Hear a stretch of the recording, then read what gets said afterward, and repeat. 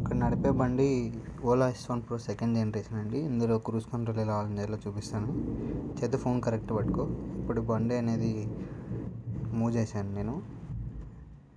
ఒక 40 స్పీడ్ తర్వాత cruise control on చేద్దాం.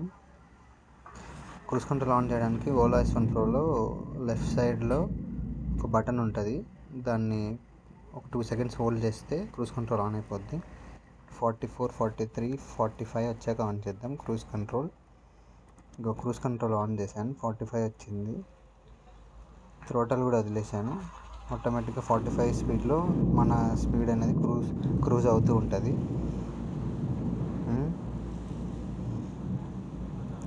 జస్ట్ ఇట్లా బ్రేక్ అప్లై చేయగానే మళ్ళీ క్రూజ్ కంట్రోల్ కట్ అయిపోద్ది.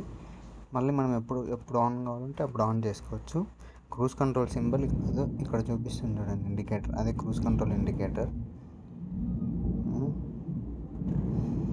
చాలా ఎఫెక్టివ్గా పనిచేస్తుందండి, చాలా బాగుంటుంది ఓలా S1 Proలో క్రూజ్ కంట్రోల్.